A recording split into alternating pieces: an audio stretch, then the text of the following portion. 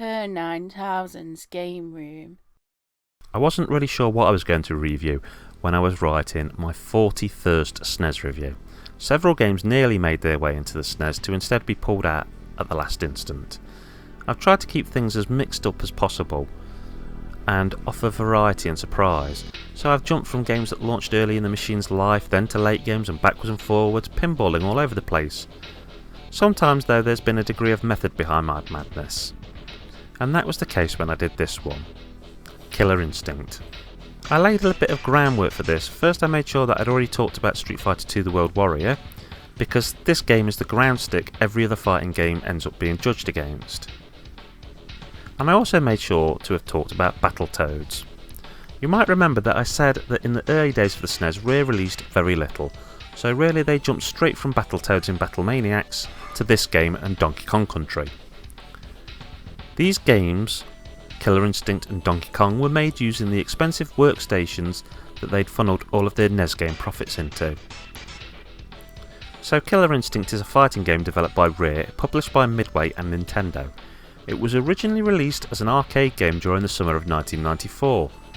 I remember seeing this in the arcades. It caused a massive fuss. People flocked to it. When it was announced that it would be coming to a home system, the first thing everyone I knew presumed was that it would be coming to some kind of next-gen system, or that it would be a massively cut-down shadow of its former self. So the following year, when it was ported to the SNES, everyone's jaws collectively hit the floor.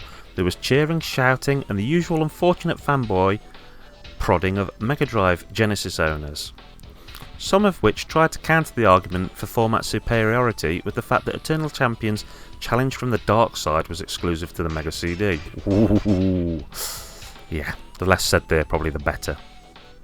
Some people would look at or play Killer Instinct and look at it from the point of view of it being a Street Fighter or Mortal Kombat clone, and sure, it has a little in common with both of these titles. If anything, I'd say it's kind of the middle point between the two in terms of style and playability. Killer Instinct was far from just a clone though.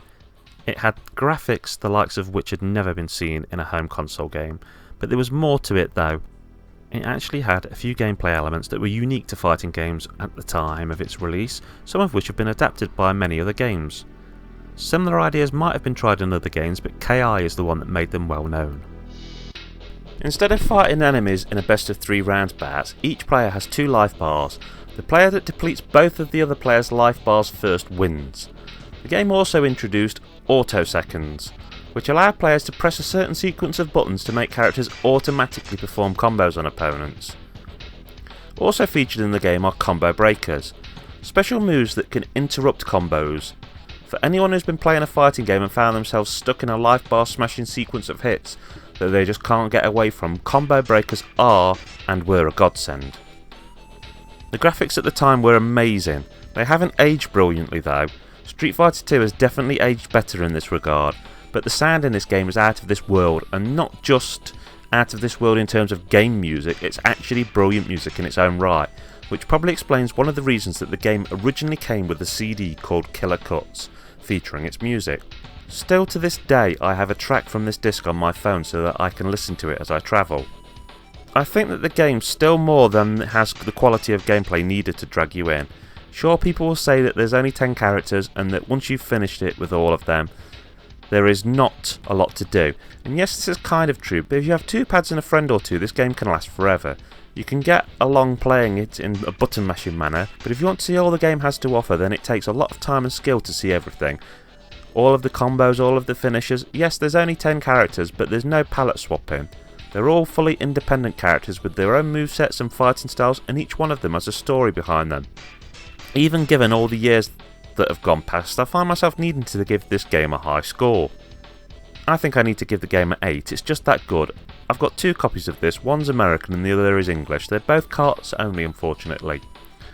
I wish I had a complete copy just so that I could still have the Killer Cuts CD. Last time I had my hands on a copy of this CD was at my brother's. He let me rip the disc and listen to it, but then he put it back into his car so he could listen to it while driving. Unfortunately, he was living in a rough area and someone set his car alight, and well, the car and the CD and everything else just turned into a burned and melted ball of wreckage. If you want a copy of this game, it'll only cost you around £6 to £10 for the cartridge, and you can get a box copy for around £25 to £35. Unfortunately, very few of them still seem to have the Killer Cuts disc in them. Killer Instinct, of course, was followed by a sequel, the 1996 arcade game Killer Instinct 2. There are rumours that a SNES port of this was finished but never released. This may be true, as other games were dropped towards the end of the machine's life for fear that they wouldn't sell, with different versions going on to become N64 games as well. For example, the original Star Fox 2 was left pretty much finished but unreleased, with some of the ideas from it being taken to help make Lilac Wars. Killer Instinct 2 was released on the N64 with the title Killer Instinct Gold. The Killer Instinct brand has also been revived by Microsoft, who now own Rare, but they used another studio, Double Helix, to make that game, with apparently a tiny bit of advice and ideas coming from Rare. It kills me to think that Killer Instinct is continuing to exist, but Rare are often busy making Kinect games and hats for avatars, and now Sea of Thieves. Okay, that's Kerr9000 signing off, saying keep on gaming.